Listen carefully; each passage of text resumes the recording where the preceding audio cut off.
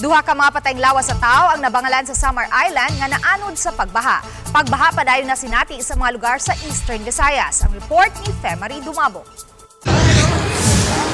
Kini ang Iacinto Street sa Barangay Yakal, Catarman, Northern Samar. Din ang ilang dan na susama na og daga tungod sa baha. Sa laing parte sa lungsod sa Catarman, kusog ang bulog sa tubig baha. Gani ang mga pulis at volunteers ni gamit na og pisi aron maabot ang mga lugar din ipahingklin ang mga residente. Daghan sa mga sakinan ang lubog na usab sa baha. Paspas usabang pagsaka sa baha sa Lope de Vega, Northern Samar. Sa video nga kuha ni Mary Jane Custorio, niabot na ngadto sa 7 feet ang gilawmon sa baha. Ang ubang residente sa simbahan na sa St. Isidore the Farmer Parish sa maong lungsod kasamtangang ni Pasilong. Kiniusab ang sitwasyon sa ubang bahin sa lungsod sa Katubig, Northern Samar.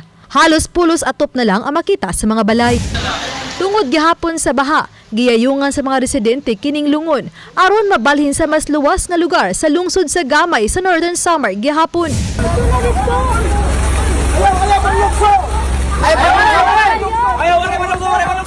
Samtang naglutaw nga patay nga lawas sa tao, gianod isa sa pa sa Lunoy sa Calbayog City. Si Edgar Delicano nga residente sa lugar biingon nga wala pa mapalgi sa taga Coast Guard ang lawas tungod sa kakusog sa sug sa baha.